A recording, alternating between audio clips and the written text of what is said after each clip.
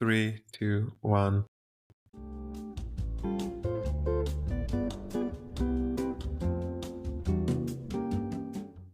Hi everyone, welcome to another episode. This is me, Hermes, and let's get started. How are you doing? I hope you are doing well. I really hope you're doing well. It's tough times, to be honest. How do I usually start a weather report? We are in the darkness. The dark times have come.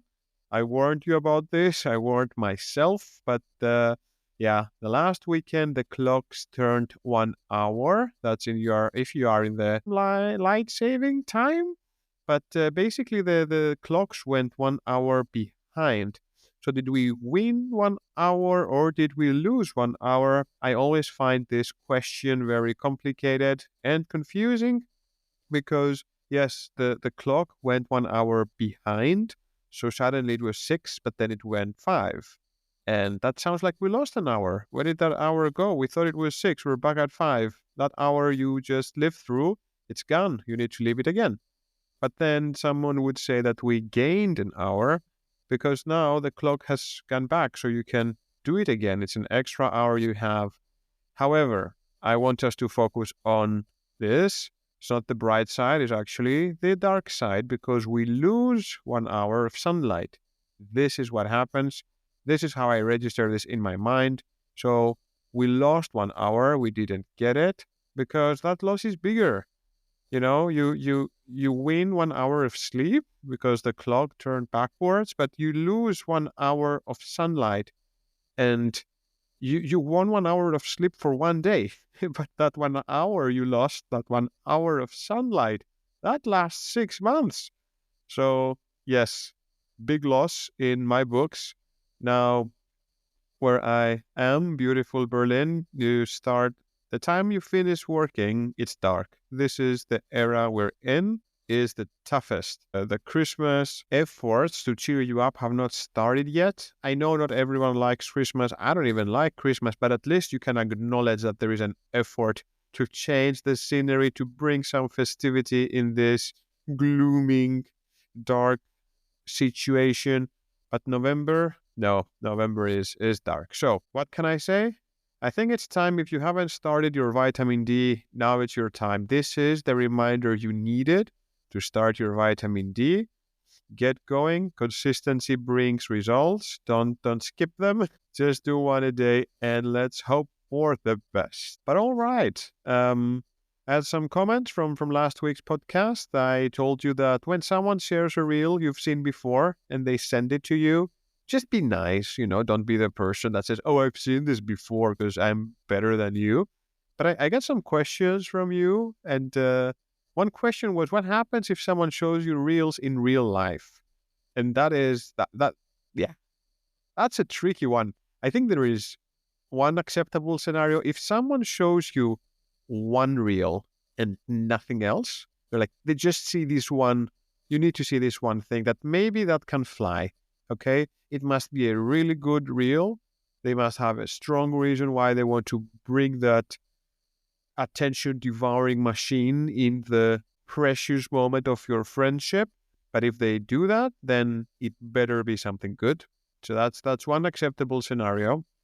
The other acceptable scenario that someone can show you real in real life, this is, in my opinion, always, this is my podcast, right? Is when you do feed exploration. So what is this? This is when you're with a friend or a partner or whoever, and you agree to exchange phones and look at each other's feed. That's an interesting concept. It can be the feed of, I don't know, Facebook or Instagram or TikTok. If you are brave enough, it can be the feed of Reddit. That's a bit more personal. And yeah, why do that? All in all, I think two things. It's awkward. It's very awkward and fun. And also to get out of our bubbles, to get out of your bubble. You know, it's interesting to just, yeah, show the world what bubble you live in. That's quite scary, right? I don't want everyone to see that I have a fetish of seeing items getting crushed by a hydraulic press in different ways. Have you seen those videos? That was a thing. But yeah, Those are the two ways to accept seeing reels. And now let's see if I am in a bubble. I want to ask, how many of you have seen this reel that shows how to paint the wall and make a clear line of paint? If you just put some tape and then make the line and you remove the tape, that can leave some grain or whatever. So you have to put a tape on the wall and then add some adhesive thing on top and then paint it or paint before. I don't even remember. Okay. I don't pay attention. And when you remove the tape, the line will be straight. And this is life in your 30s, by the way, feeling excited when the paint line is crisp. Oh boy, have you seen this one? If you have, please let me know I'm not alone. But this is what gives the kicks now, the straight paint lines. And when the kitchen is clean, that gives me such a kick. Yeah. Can I just say, there's so many things to do. And seeing a kitchen clean is just, I don't know, it's just this feeling of proudness and it feels like a quiet moment. It feels like a break. It feels like a time where at least there's one thing you don't have to do. Because I don't know if you've noticed, we need to be doing things all the time. Has anyone ever said anything about this? You keep thinking that at some point, I will find time for that thing. I will find time for that thing and life will be better. You never have time for the things you want. There are so many to-dos. The fact that I'm making this podcast is a miracle. This is the personal miracle of my life. It's not easy, but yeah, someone should just come and tell you, enjoy while it lasts when you're young, before you start feeling all the responsibilities. And not only that, but also the weight of your existence. It gets heavier and on your shoulders. And yes, you have more mental capacity to go through everything, but damn, it's a lot. So I don't know why I started as dark as this. Well, the trees are outside, still have a few leaves left, and they have pretty colors. So that's something that we got going. And I have to say, when I was young, everyone told me that just enjoy it right now, enjoy not having to do a lot of things, enjoy being able to have whatever. I didn't enjoy anything. I was like, no, I want to be an adult. I want to work. I want to make money. I want to have my own place. I want to have my own dog. And let me tell you, there's no way to know before you know. And when you know, it's already there. So, what did I do this beginning? I don't know. I'll wrap it up and start giving you some other pieces of news. My point was, embrace this November. We need to push through together. I'm here, you're here, and that's something.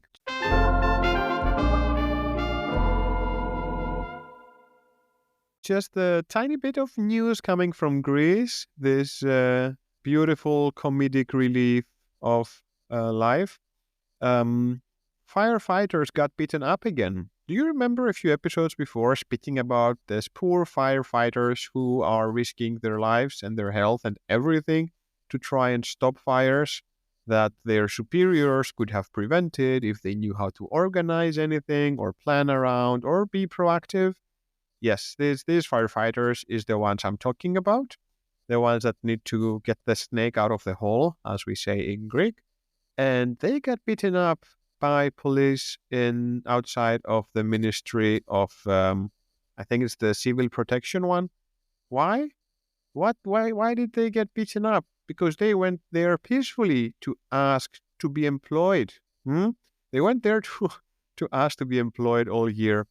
I know sometimes I do this, yeah, situations, kind of agreeing with myself or forcing you to agree with what I'm saying.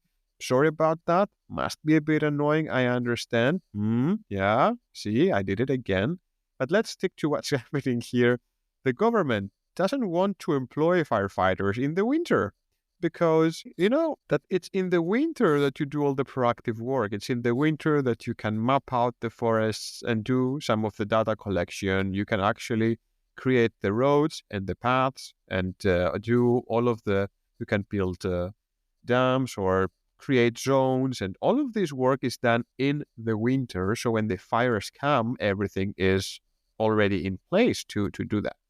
But no, these people don't need to be employed all year long. They just need to be employed when the fires happen.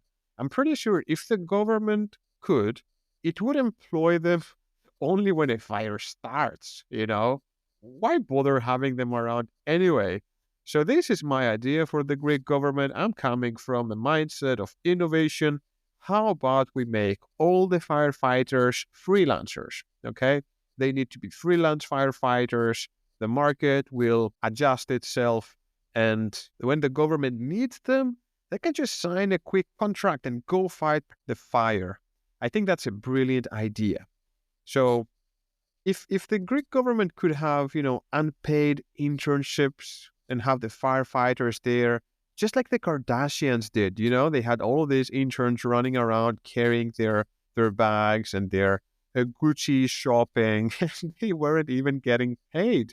So how about that? The firefighters can get paid with likes and exposure, getting paid with exposure to fire, which is a way to gain valuable experience. And this is the whole concept. So yes, if Greece could employ firefighters when the fire starts, that would be their thing. So just to say, we stand with the firefighter. Who cannot stand with the firefighters? They get burned and risk their lives. And Greece has so many fires. I don't know if I would stand with the firefighters of Alaska, but Greece gives the firefighters some love. Stop beating them up. But let's get going. Let's get out of here. Let's go to something else.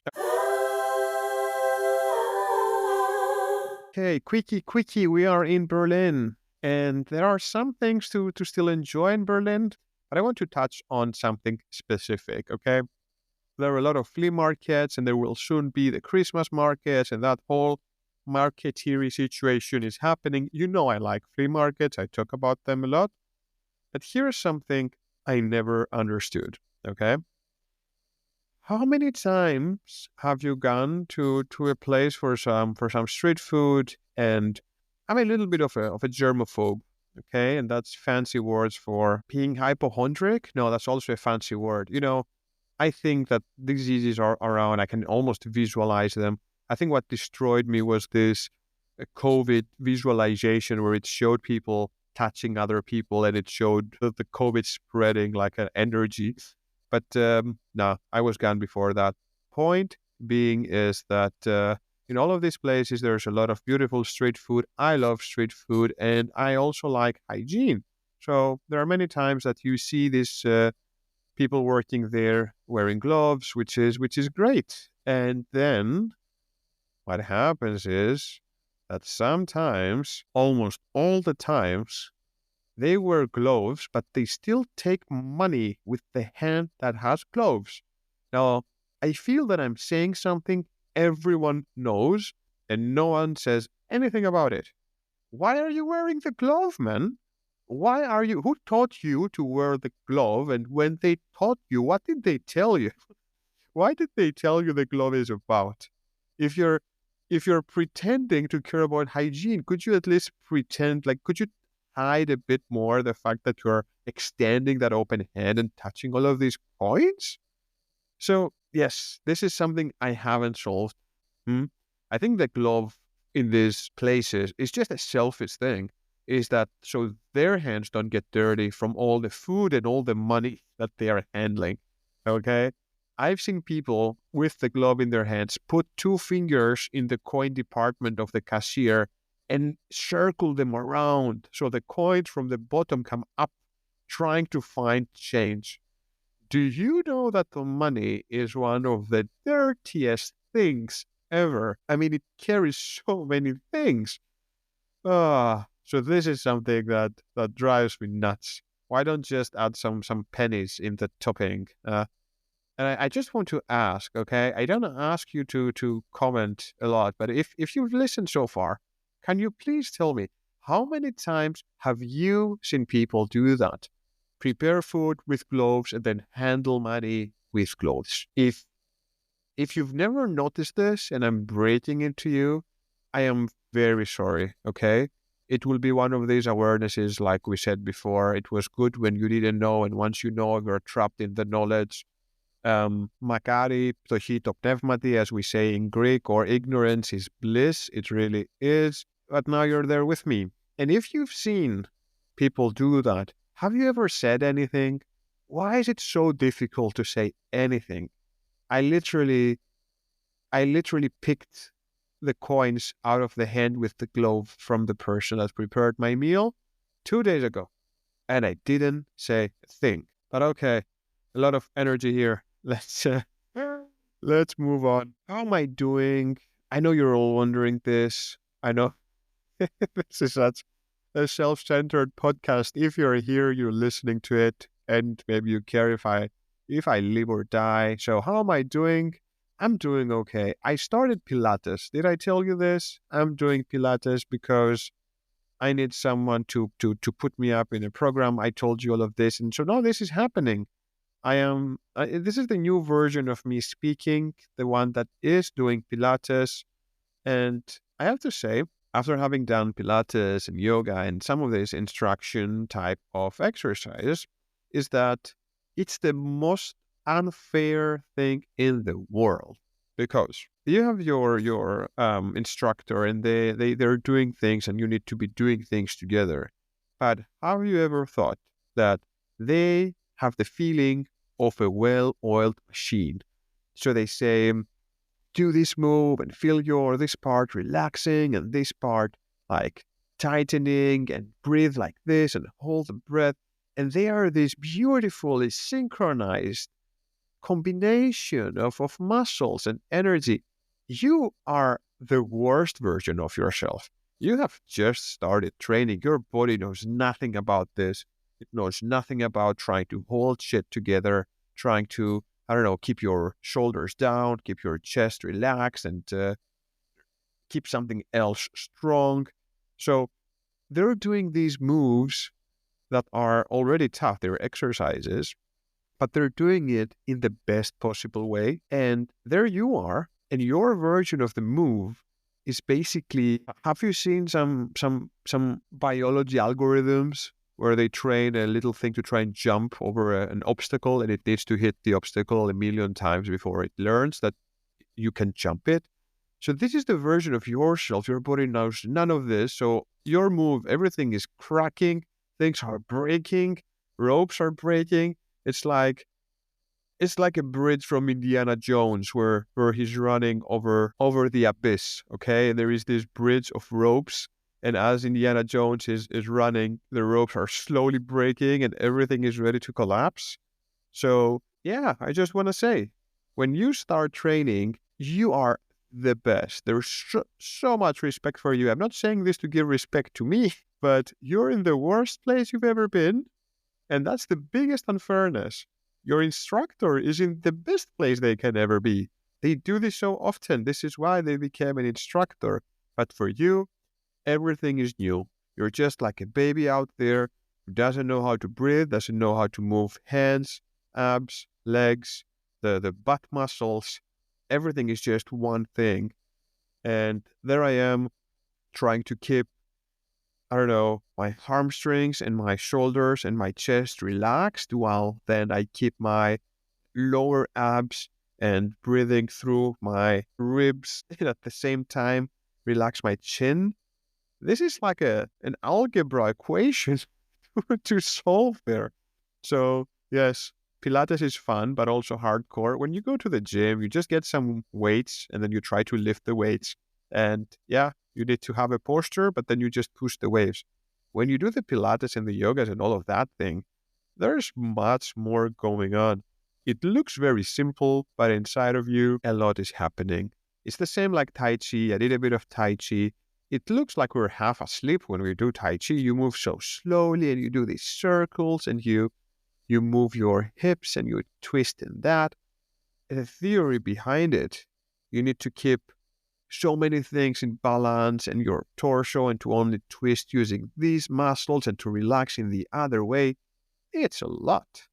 So, yes, I'm doing Pilates. I've done quite a few times already. So I hope that I'm past the worst version of myself and I'm moving towards these versions that have done the exercises a few times. And now at least I don't feel so helpless. So that's going well. And I recovered from laser tag almost completely. Still have a tiny scratch on my hand.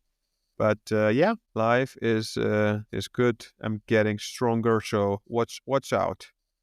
Maybe I become the next Pilates instructor. But if you're doing any of that, good job to you.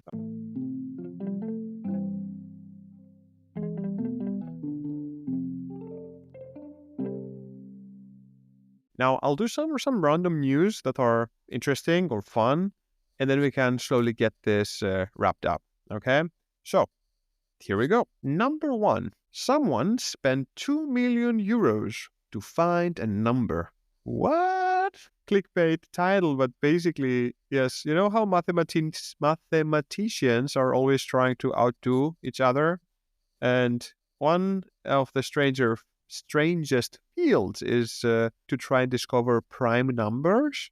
Prime numbers. The last time I heard prime was when Amazon is blasting all over the commercials on me. What is a prime number? Is the numbers that can only be divided with themselves or 1. An example of prime number is, let's see, 7. 1 is a prime number, 3 is a prime number, 5 is a prime number, but these are the easy ones. It gets more difficult. 11 is a prime number. So prime numbers are a bit of a niche. They are very useful in technology for some cryptography stuff, but it's just a concept, how many prime numbers exist and blah, blah, blah, blah. And it does get increasingly difficult to find numbers that are only divisible by themselves the higher you go. But now, thanks to this guy, his name is Durant, we've got a brand new prime number. What did he do? So this number, by the way, has 41 million digits. 40, I did the again, sorry. 41 million digits. This is a lot. And this is the world's largest prime number. I can make a podcast episode where I read you the number. How long would it take? I actually asked ChatGPT, how long do you think it will take to read out a number that consists of 41 million digits? I'll just give you the sentence to guess. Why not? Give a guess. Up or down, something. So the silent seconds are out. It would take 190 days of continuous, non-stop speaking. Or if you want sleep and food and breaks, I can't imagine anyone wants that, but then it would take 325 days. So now you know that. And this dude Durant, he put 1 year of work into this project, and then he used, thousands of graphic processing units. He used 24 data centers across 17 countries, and he spent $2 million in fees in the supercomputer processing that he used. And his feat, of course, is to be remembered, and we were talking about him, so good job, Durant. He also won an award for finding the new highest prime number. That award was $3,000. $3,000. So, it will cover a little bit of his costs. And his point is that the technology these days is so powerful that if we put it in the uses we want, then we can advance forward. And finding a new prime number, I have to say, it is newsworthy, in my opinion, and that's why we're listening about it. But spending 2 million, is it worth it? I don't know how much money Duran had, but with 2 million, you can set up your life very comfortably. But then who remembers you? Huh? That's it. That's the question. So Durant said, you know what? He's 36 years old.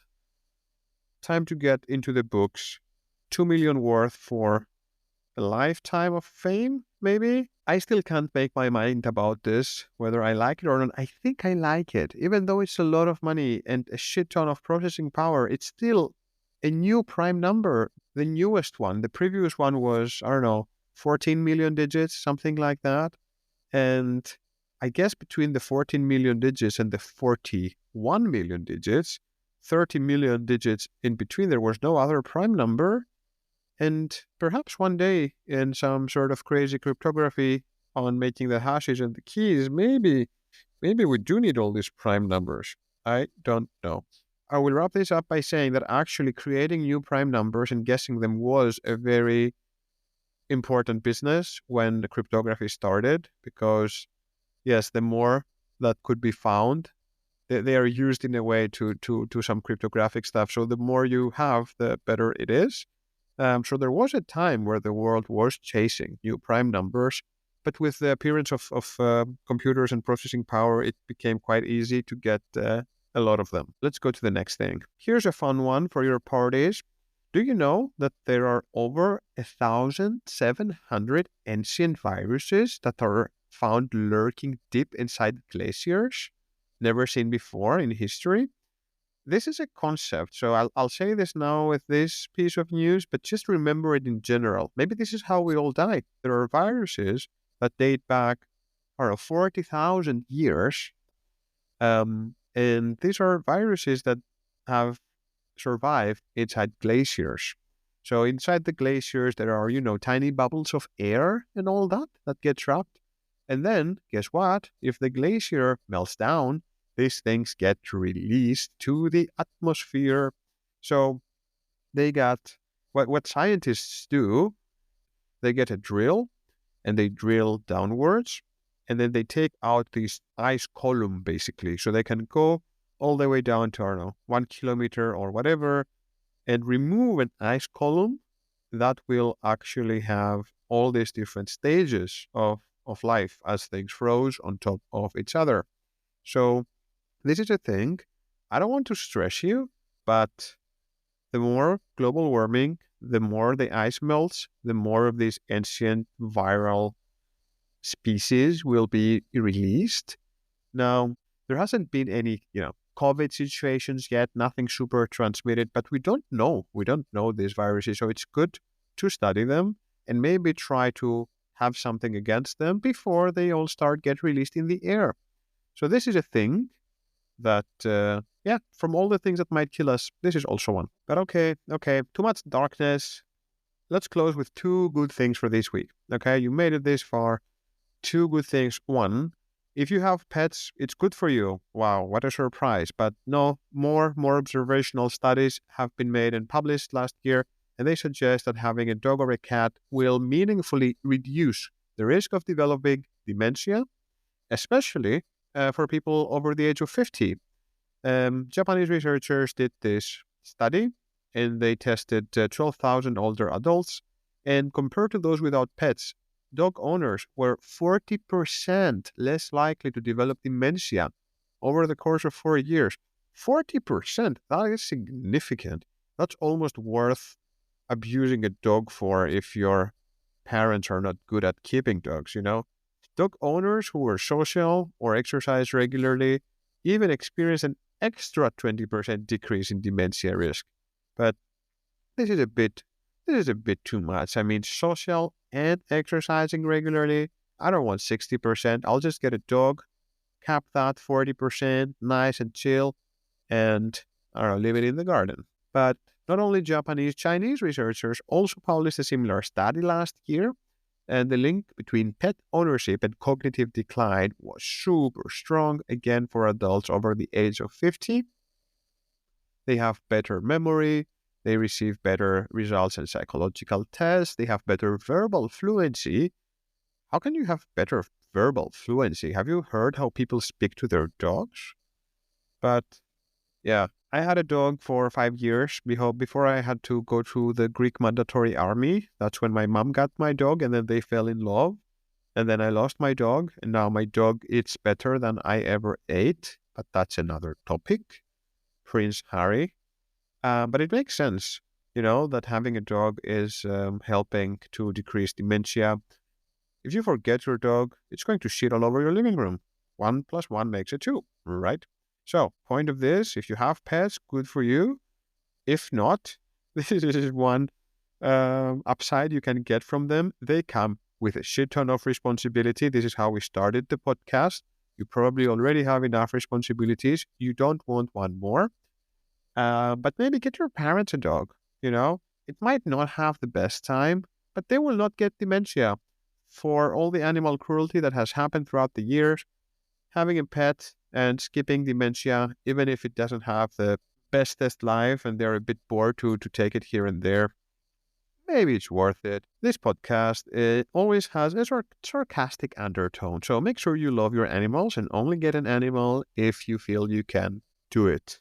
It's like taking a loan from a bank that lasts 15 years. But on the last piece of news, I promise, it's also a good one, is that there is a growing trend across Europe where people are opting for trains instead of airplanes and cars. And this is great news. I mean, Europe as a whole doesn't feel that it's doing a lot of good things lately. I mean, we're not very united. There's not like a stance that Europe is able to have.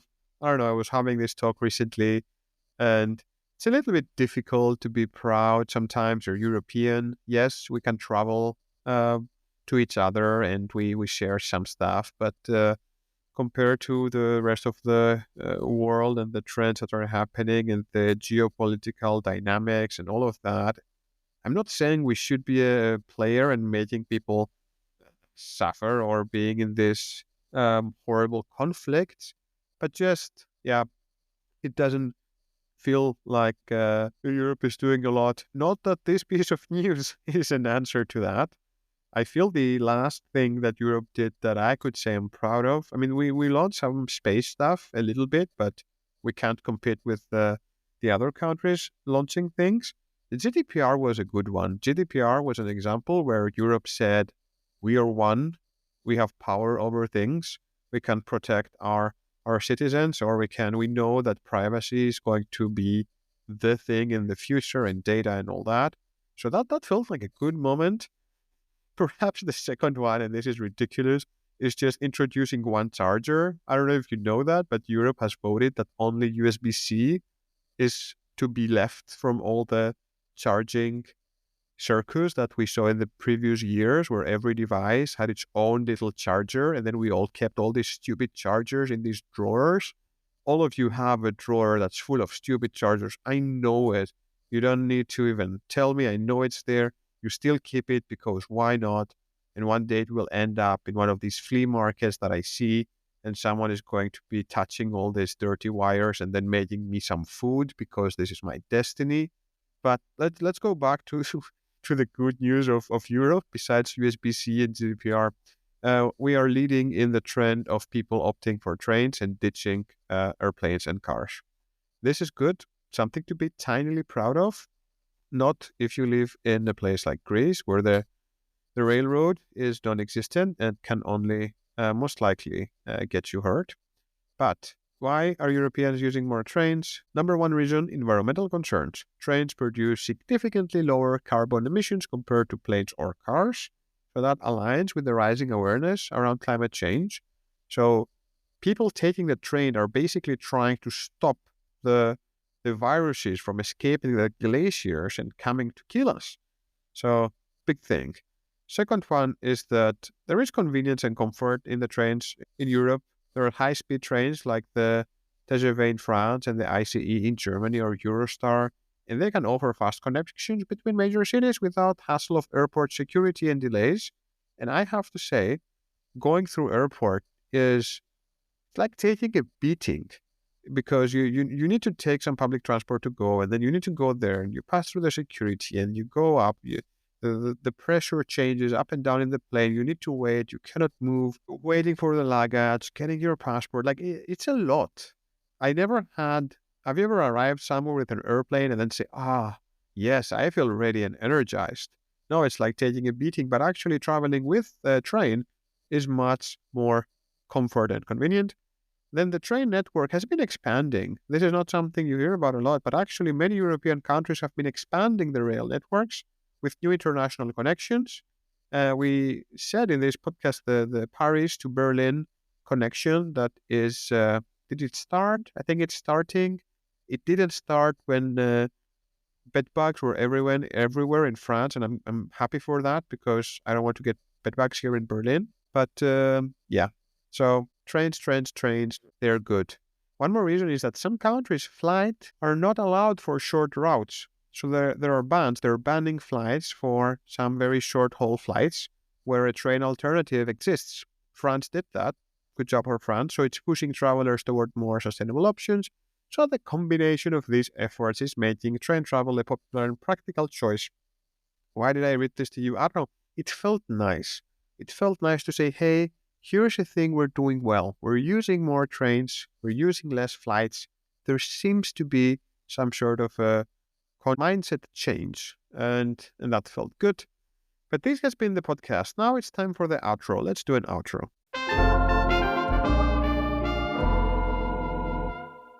Thank you for listening. We had some new joiners in the podcast. It's a bit weird to talk to you in the outro, but if you made it this far, you are the true worthy new joiners. You're the one that get the praise. The ones that started and fell off, they don't deserve any praise. But thank you for listening to this effort of some expression in this weekly podcast where I bring random news, updates, stories, tech stuff, science stuff, Berlin, Greece, my boring life, the difficulty of being, and all that. If you like this podcast, consider to give it a follow on Spotify. Leave a comment. You need to leave a comment about the food situation. Like, have you had being served food with gloves that touched money? And if so, why didn't you say anything? Or did you? Please share the story where you said something. I will take a screenshot and I will make it the cover of the next episode because you deserve it. You're braver than me. This has been it. I'm flirting with the idea of doing this on video as well because I keep seeing that in the journey to become a successful podcaster, maybe this is the dream life that I do this podcast once a week and that gives me enough money somehow to keep the rest of my life. Should I make a Patreon? In any case, until next week, I hope you're doing great and I hope you have a good rest of whatever it is that you're doing. Running the dishes, maybe that's a thing, or cleaning or studying. Thanks for letting this voice and thought be your companion. In the world of attention economy, this is a true compliment. It has been Hermes, you have been you, and see you next week. Ciao.